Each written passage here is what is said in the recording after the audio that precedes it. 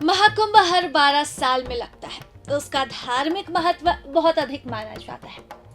पौष माह की पूर्णिमा तिथि के दिन से महाकुंभ शुरू होता है, जिसमें देश विदेश से करोड़ों की संख्या में लोग पवित्र नदियों में आस्था की डुबकी लगाने पहुंचते हैं। इस साल भी प्रयागराज में महाकुंभ प्रारंभ हो चुका है, जो कि 25 फरवरी 2025 तक रहेगा।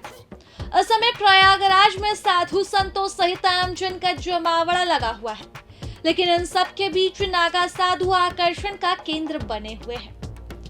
नागा साधुओं को महाकुंभ में किए जाने वाले अमृत स्नान यानी कि शाही स्नान में सबसे पहले स्नान करने का अधिकार दिया जाता है। तो वहीं नागा साधुओं को लेकर जनता के मन में कई तरह के सवाल उठते हैं, क्योंकि उनका रहन सहन अन्य सभी साधु संतों से अलग रहता है। नागा साधु तन पर ना तो कोई कपड़ा रखते हैं और ना ही कोई शाख। यही सब देखकर लोगों के मन में सवाल खड़े होते हैं कि आखिर इतनी ठंड में भी नागा साधुओं को ठंड क्यों नहीं लगती। तो आइए जानते हैं कि आखिरकार इस कपकपाती ठंड में नागा साधु बिना कपड़े खुद को गर्म कैसे रखते हैं। इसके अलावा क्या नागा साधु से जुड़ी ऐसी कोई अनसुनी बातें जो आज तक हम अनजान रहे हैं। नागा शब्द का अर्थ होता है नग्न। नागा साधु आजीवन नग्न ही रहते हैं। वे खुद को भगवान शिव का दूसरा दूत मानते हैं। नागा साधु अपने शरीर पर धूनी या भस्म लपेट कर रहते हैं। ये कपड़े नहीं पहनते, चाहे ठंड हो, चाहे गर्मी हो या फिर बरसात। जानकारी के अनुसार नागा साधु पूर्ण रूप से ब्रह्मचर्य का पालन करते हैं और सांसारिक सुख सुविधाओं को त्याग कर भगवान शिव की भक्ति में लीन रहते हैं और उन्हीं के नाम पर तपस्या करते हैं। नागा साधुओं का मानना है कि व्यक्ति दुनिया में नग्न आता है और यह प्राकृतिक अवस्था है, इसलिए नागा साधु कभी कपड़े नहीं पहनते और हमेशा निवस्त्र ही रहते हैं।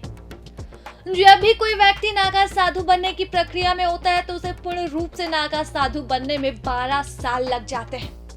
कुंभ में अंतिम प्रण लेने के बाद लंगोट का त्याग कर दिया जाता है, जिसके बाद वे हमेशा निवस्त्र ही रहते हैं। तो वहीं अगर कोई नागा पंथ में शामिल होना चाहता है तो उसे नागा साधु के बारे में महत्वपूर्ण जानकारी होना बहुत जरूरी है।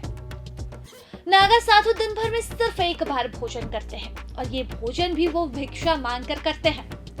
बता दें कि नागा साधुओं को भिक्षा मांगने के लिए भी नियम है। उन्हें सिर्फ 7 घरों से ही भिक्षा मांगने की इजाजत है। अगर इन 7 घरों में उन्हें भिक्षा नहीं मिलती है तो उन्हें भूखा रहना पड़ता है। तो वही नागा साधु कड़कड़ाती ठंड में रहते हैं। ठंड से बचने के लिए नागा साधु 3 प्रकार के योग करते हैं। इसमें खान पान के साथ अपने विचारों पर संयम रखा जाता है। बताया जाता है कि नागा साधु कठोर तपस्या करते हैं, सात्विक आहार करते हैं। यही वजह है कि उन्हें ठंड नहीं लगती है। बताया जाता है कि नागा साधु कठोर तपस्या, नाड़ी शोधन, अग्नि साधना और सात्विक आहार करते हैं, इसलिए भी उन्हें ठंड नहीं लगती है। नागा साधु किसी एक विशेष स्थान पर या घर पर नहीं रहते। कहीं पर भी कुटिया बनाकर वे अपना जीवन व्यतीत कर लेते हैं। इन्हें ना तो सोने के लिए कोई बिस्तर चाहिए होता है और ना ही ओढ़ने के लिए कोई चादर। ये हमेशा जमीन पर ही सो जाते हैं। नागा साधु भोलेनाथ की भक्ति में इतने लीन रहते हैं कि हर प्रकार के सांसारिक सुख को त्यागने के बाद नागा साधु सिर्फ 17 श्रृंगार करने में विश्वास रखते हैं, जिसमें भभूति, चंदन, रुद्राक्ष माला, डल्लू माला, डमरू, चिमटा और पैरों में कड़े आदि शामिल हैं। पौराणिक मान्यताओं के अनुसार नागा साधु के 17 श्रृंगार शिव भक्ति का भी प्रतीक माना जाता है। प्रभातखबर.com, विश्वास वही, रफ्तार नहीं।